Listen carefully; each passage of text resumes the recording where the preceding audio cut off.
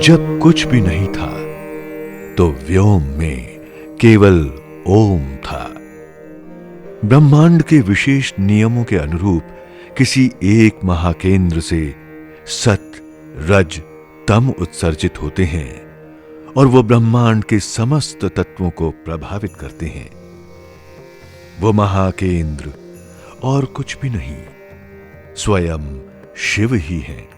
भारतीय संस्कृति की भाषा है वो डमरू से निकली है और डमरू से ताल तो निकलता ही है, सादी सीधी बात है। और ताल हमारे यहाँ कहते हैं सुर माता लय पिता। पूरे विश्व में भारत ही एक ऐसा देश है जहाँ का संगीत वैदिक काल से या उससे भी पहले देवी देवताओं से जुड़ा हुआ है। विश्व दर्शन में आप संगीत के द्वारा भगवत प्राप्ति करते हैं, किंतु भारतीय दर्शन महादेव को ही नाद तनु मानता है, द बॉडी ऑफ साउंड। तो रचि महेश निज मानस रखा, भगवान शंकर ने रचना करके अपने मन में रखा और पार्वती को सुनाया। सारे ब्रह्मांड में व्याप्त देवता वो शंकर भगवान हैं हमारे, जिनको शिव भी कहते हैं, शंकर भी कहते हैं, महेश्वर भी कहते हैं।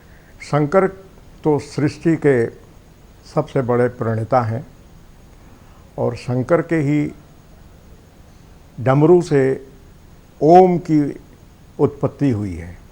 शिव एक शाश्वत सत्य जो अटल है। शिव एक मंत्र जो आत्मा उच्चारित करती है।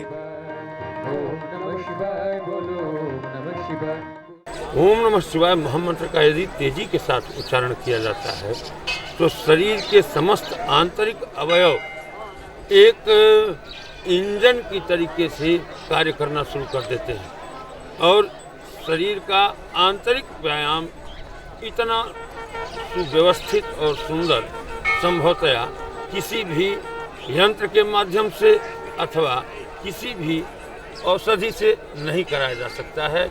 शिव एक आराधना जो संतों को वरदान देती है।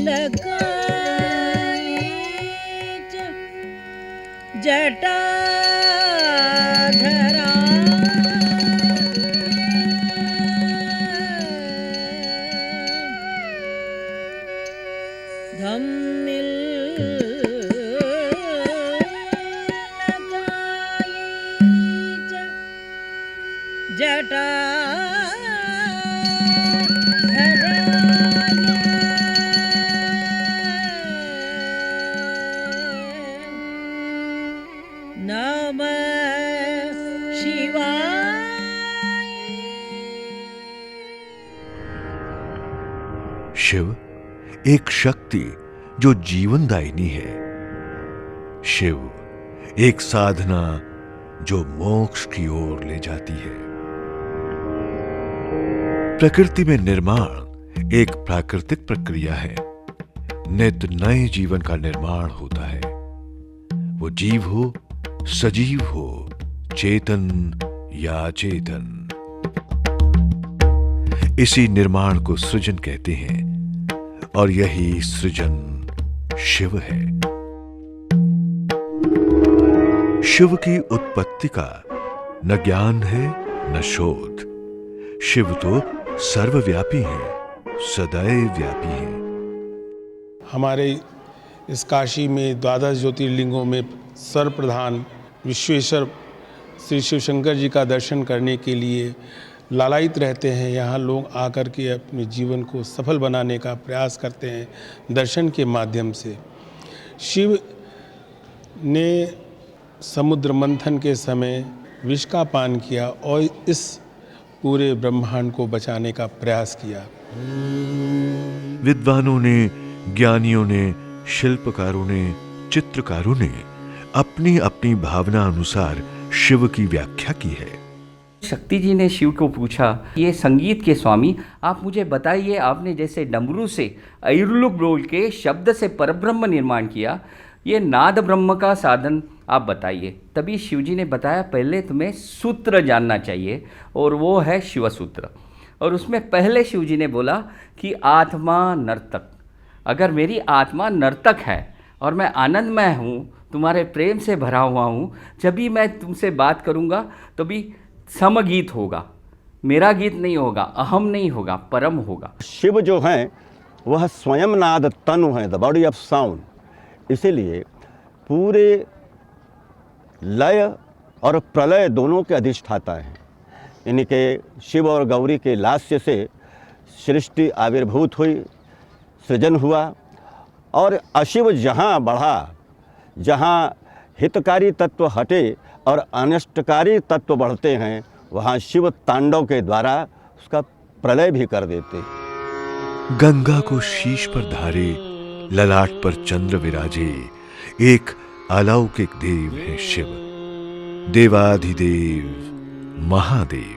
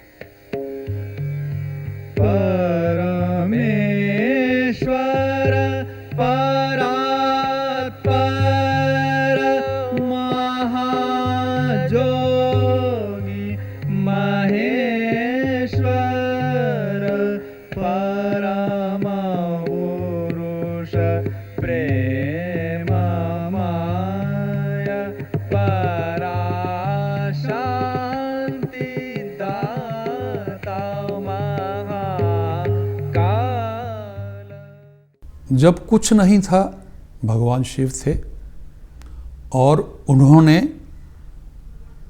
इस धरती पे जीवन को लाया और वही इसको विध्वंस करते हैं। तो जो उनका डमरू है, इसका बहुत बड़ा महात्म्य है हमारे संगीत में, हमारे भाषा में। कहते हैं कि जो दो तरह का नाद है, एक है जो हमारे बजाने से कोई ध्वनि उत्पन्न होती है, और एक है जो पूरे विश्व में, पूरे ब्रह्मांड में समाया हुआ है। उस नाद की ध्वनि वो डमरू की ध्वनि है। और भगवान शिव ने जो डमरू को बजाया तो उससे भाषाएं भी बनी, उससे शब्द बने। हमारे यहाँ ये भी कहा जाता है कि अक्षर भगवान है, उसमें से अक्षर पैदा हुए, उसमें से स्वर पैदा हुए। आई उणरिक एवं अवच हयव रट लड़ यमंगण नम जभय घट दस जब घट दस खप चटत चट तव कपय शश सरहल। ये 14 सूत्र है। अब देखिए इसके अंदर क्या भाव है, क्या भेद है कि आ ई उ ए ऐ ओ औ ये सब स्वर है। हिंदी में आ ई लोग कहते हैं तो वही स्वर है। उसके बाद व्यंजन है, और स्वर व्यंजन के अंदर लय छुपा हुआ है। ताल 5 जाति है लय की, चतुस्र खंड तिस्र मिश्र संकीर्ण। 4 मात्रा, 5 मात्रा, 6 मात्रा, 7 मात्रा और 9 मात्रा।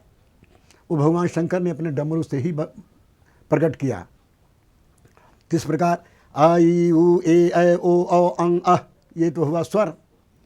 अब इसके अंदर लय कैसे है? आई यूण आई यूण आई यूण आई यूण नादि धिन्ना नादि धिन्ना नादि धिन्ना नादि धिन्ना, 3 ताल, 4 मात्रा। फिर रिल री क रिल री क रिल री क रिल री क धिन धिन धा धा तुन्ना कत्ता धगितर धिन्ना धिन धिन धा धा तुन्ना कत्ता धगितर धिन्ना धिन धिन, 6 मात्रा। फिर एवं अयौच एवं अयौच एवं अयौच एवं अयौच धीना धी धीना धीना धी धीना धीन, 5 मात्रा। फिर हय वरट लड़ हय वरट लड़ हय वरट लड़ तिति ना धीना धीना तिति ना धीना धीना, 7 मात्रा। फिर 9 मात्रा। खप छटत चट तव खप छटत चट तव खप छटत चट तव, ये 9 मात्रा। कहते हैं शिव पंचमुखी है, संसार के निर्माण करता और संहारक भी। संगीत शास्त्री कहते हैं कि शिव के 5 मुखों में प्रत्येक मुख से एक एक राग की उत्पत्ति हुई।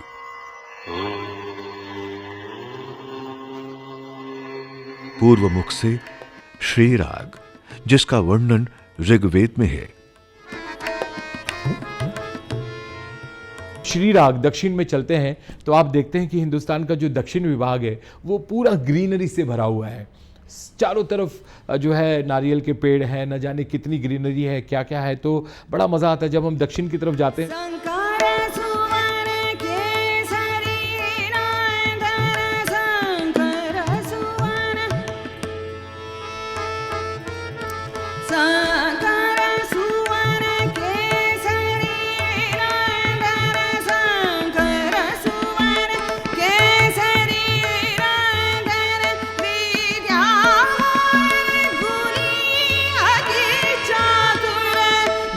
दिन रटते रहो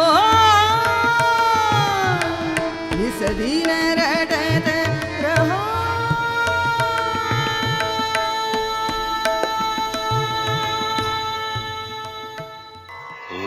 पश्चिम मुख से भैरव राग, जिसका वर्णन अथर्ववेद में है।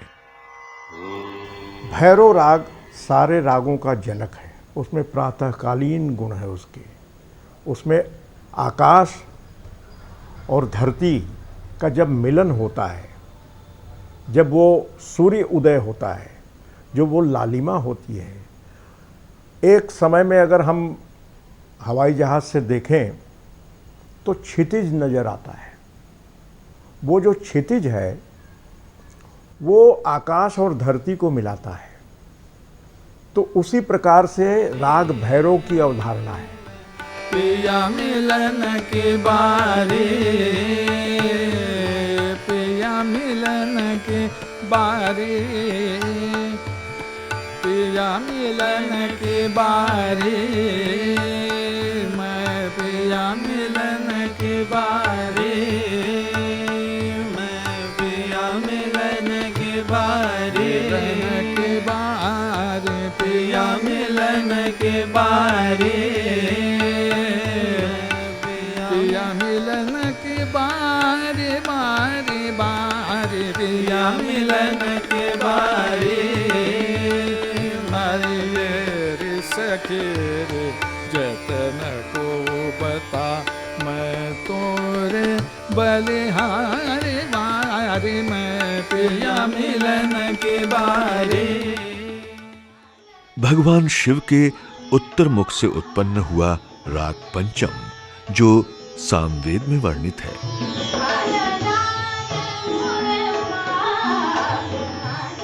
और दक्षिण मुख से निर्मित राग वसंत जिसका बखान यजुर्वेद में है।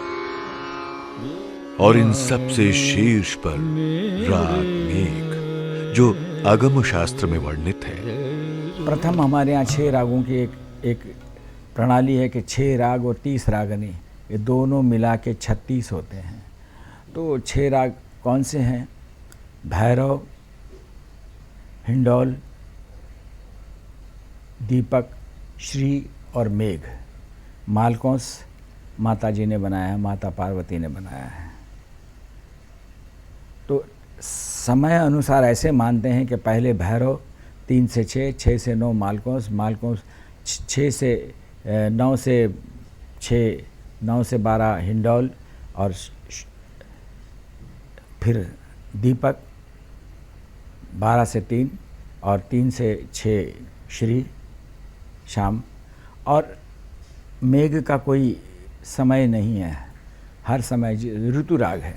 इसके बाद में भैरव, भैरवी, बंगाली, बैरार, मधुमाधवी, सिंधवी, ये भैरव की पत्नियां हैं। मतलब ये 5 रागनियां जो है पत्नियों के रूप में माना जाता है। रामकली, पटमंजरी, देवसाखी, ये नारी, हिंडोल की, ललित, बिलावल, राखी।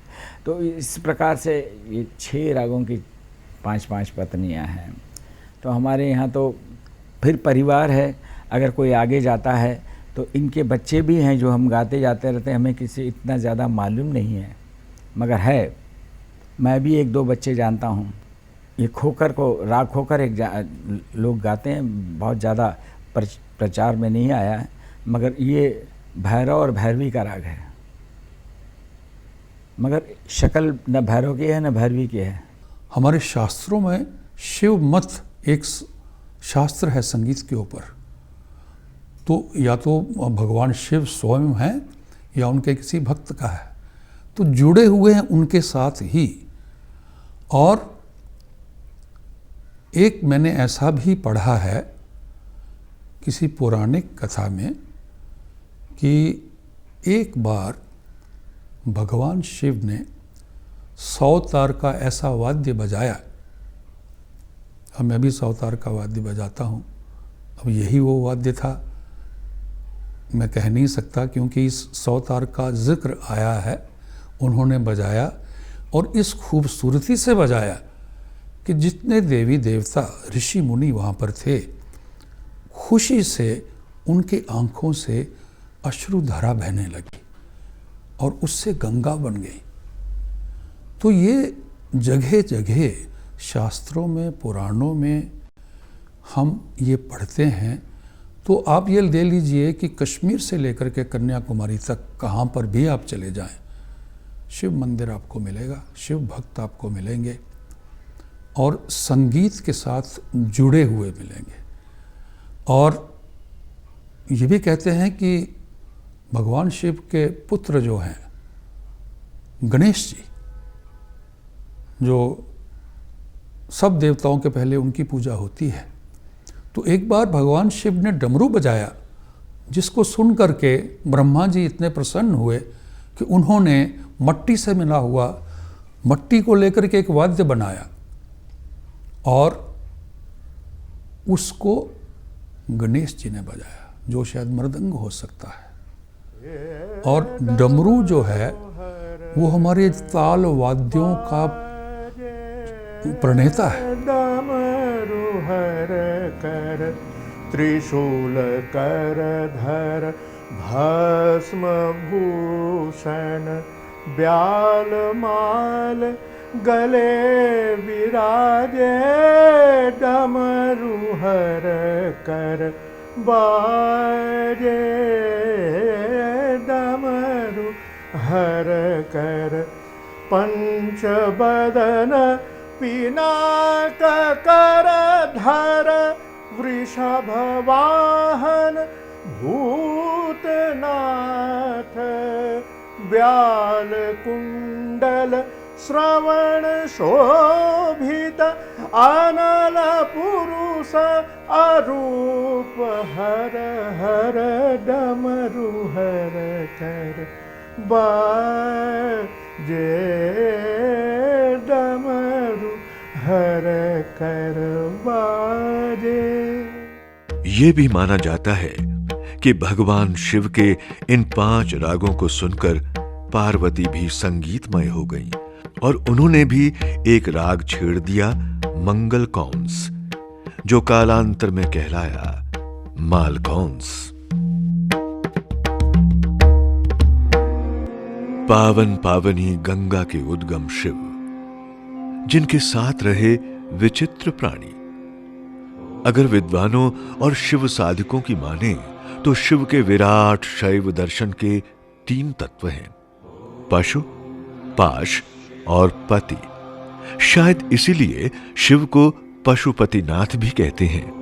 पशु अर्थात प्राणी मात्र या जीवात्मा, पाश अर्थात बंधन। तभी तो कहते हैं कि शिव आराधक मोहपाश में नहीं बंधते। शिव जो हैं वो इतने मस्त मलंग देवता हैं, उन्होंने अपने जीवन में बंधन नाम का कोई चीज़ नहीं रखा। शिव जो हैं वो खुले हैं, उनके अंदर में सारा ब्रह्मांड समाया हुआ है। आकाश पाताल धरती सभी कुछ उनके अंदर में समाहित है और उनकी मस्ती जो है वही संगीत को उत्पन्न करता है। शिव का नृत्य, मसान में शिव का होली खेलना रचनाकारों, गायकों और वादकों के लिए एक विस्मयकारी अनुभव है। खेलें मसाने में होरी दिगंबर, खेलें मसाने में होरी। किसके साथ? के भूत पिशाच बटोरी, दिगंबर खेलें मसाने में होरी। तो लखी सुंदर फागुनी छटा के, लखी सुंदर फागुनी छटा के, तो मन से रंग गुलाल हटा के, चिता भस्म भरी झोरी, अरे चिता भस्म भरी झोरी, दिगंबर खेलें मसाने में होरी, होरी खेलें मसाने में होरी, दिगंबर खेलें मसाने में होरी। इनके होली में कौन कौन नहीं है? गोपन गोपी श्यामन राधा, ये कोई नहीं है। और ना कोई रोक न कौनो बाधा, स्त्री का जाना वहाँ स्मशान घाट पर रोक है। तो ना साजन ना गोरी, अरे ना साजन ना गोरी, दिगंबर खेलें मसाने में होरी, होरे खेलें मसाने में होरी, दिगंबर खेलें मसाने में होरी। शिव क्या है? शिवत्व क्या है?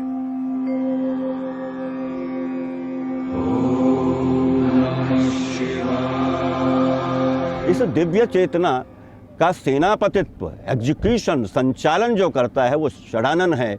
देवों के सेनापति महादेव पुत्र षडानन है।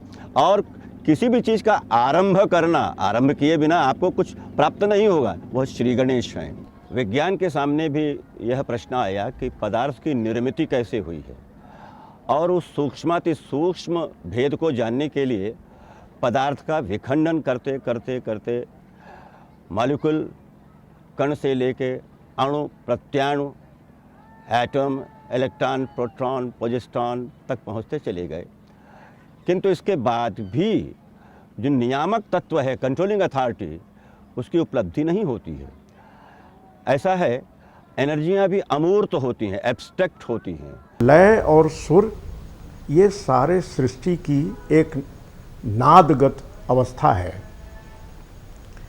अगर हमारा ताल लय बिगड़ता है तो हमें डॉक्टर के पास जाना पड़ता है। प्रकृति का ताल लय बिगड़ता है तो दुनिया भर के भूकंप, बाढ़, ये सब इस तरह की प्राकृतिक विपत्तियां आती हैं।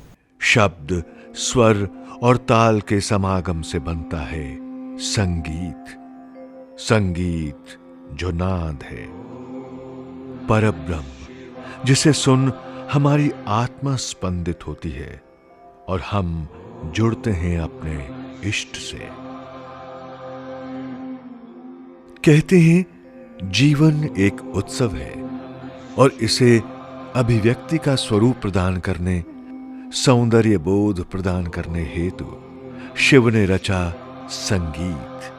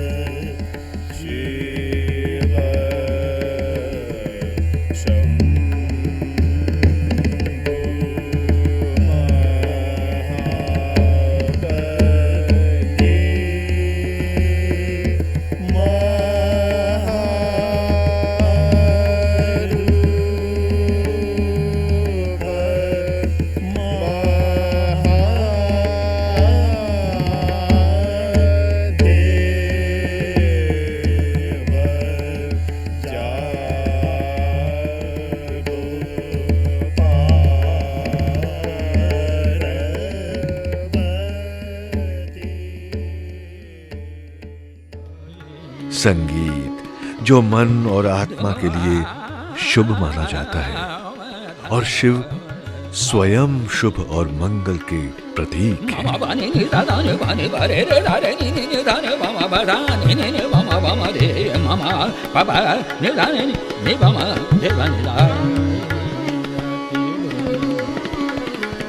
re ni re da re ni da ni ba ba ni da ni ni ni ba ba ba ma ma re da